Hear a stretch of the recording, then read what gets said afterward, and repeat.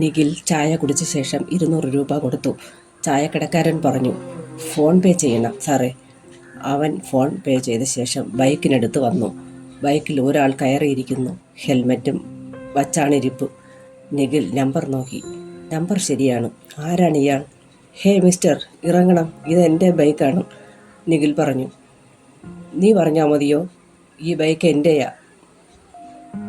മുഖം കാണട്ടെ, ഹെൽമറ്റ് മാറ്റടോ. മാറ്റിയില്ലെങ്കിൽ എന്തോ ചെയ്യും? ശബ്ദം കേട്ട് അവൻ ആളെ പിടികിട്ടി.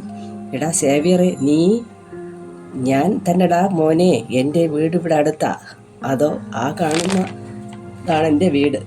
നിനക്ക് അവിടെ ഒന്ന് കയറിയിട്ട് പൊക്കൂടെ? അമ്മ എന്നും പറയത്തില്ല, സേവിയർ നിർബന്ധിച്ചു. ടീച്ചറമ്മ എന്നെ അന്വേഷിച്ചിട്ടില്ലേ? നിഖിൽ പോകാൻ കൂട്ടാക്കാതെ അവൻ പറഞ്ഞു. ഇനി ഒരിക്കലാവട്ടേടാ, എനിക്ക് നല്ല ക്ഷീണമുണ്ട്, വീട്ടിലൊന്ന് പോകണം, വഴി മാറ്, അവൻ പറഞ്ഞു. സേവ്യർ അവൻ്റെ കൈക്ക് പിടിച്ചു. ഗദ്ഗതത്തോടെ പറഞ്ഞു, 10 ദിവസം കഴിഞ്ഞാൽ ഞങ്ങൾ ഈ സ്ഥലം വിറ്റ് കടങ്ങളെല്ലാം തീർത്ത് കുമ്മറക്കാട്ടിൽ മാറും. അവിടെ സ്ഥലവും ചെറിയ വീടിന് അഡ്വാൻസും ആയിട്ടുണ്ട്.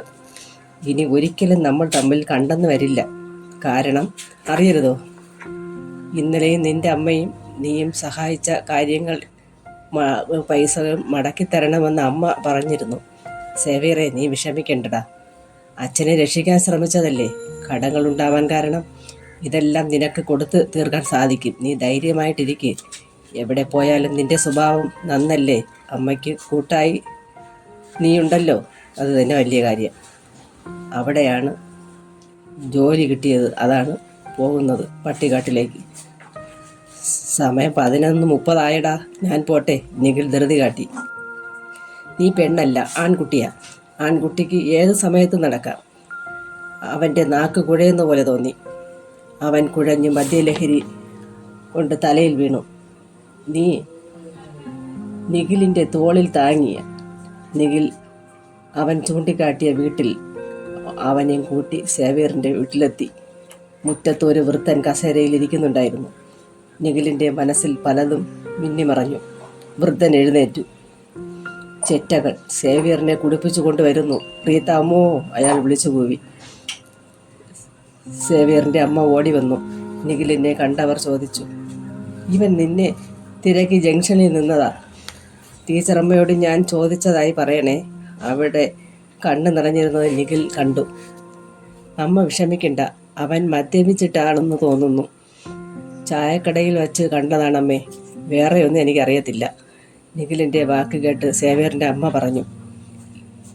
എൻ്റെ അച്ഛനാണത് അവിടെ ഇരിക്കുന്നത്. അദ്ദേഹം പലതും പറയും. ഒരു ചായ കുടിക്കാനുള്ള കാശും തീർന്നിരിക്കുകയാണ്. അവൻ്റെ അച്ഛൻ പോയത് പിന്നെ ഇവിടുത്തെ അവസ്ഥ പറയാൻ വയ്യ. സേവ്യർ കമ്പനിയിൽ പോകുന്നില്ല.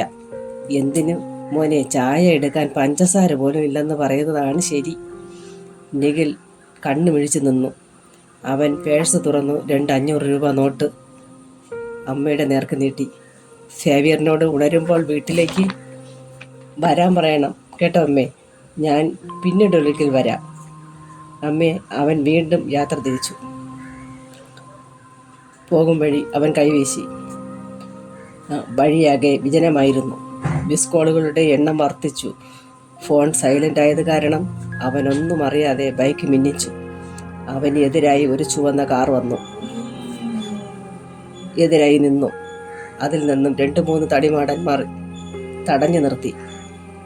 നിഖിലിൻ്റെ മാലയും മോതിരവും ബ്രേസ്ലെറ്റും പിടിച്ചു വാങ്ങി. അവനെ വലിച്ചു പിടിച്ച് സ്കൂട്ടറിൽ പിടുത്തമിട്ടു. അവൻ കുതറി മാറി. 3 പേരും ചേർന്ന് നിഖിലിനെ അമർത്തി. നിഖിൽ കാലുകൊണ്ട് ഒരുത്തൻ്റെ നാഭിയിൽ തൊഴിച്ചു. തൊഴി കൊണ്ട് അവൻ റോഡിൽ മലർന്നു വീണു.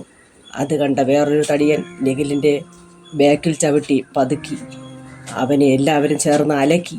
ജീവൻ മാത്രം ബാക്കിയാക്കി. വില കൂടിയ വാച്ചും ബൈക്കും സർവ്വതും കവർന്ന് നിഖിലിനെ ചവിട്ടിക്കൂട്ടി. വിജനമായ വയലേലയിൽ ഒറ്റയേറ്. ചത്തു കാണുമെന്നവൻ പിറുപിറുത്ത്. അവർ ചുവന്ന കാറിൽ അപ്രത്യക്ഷരായി.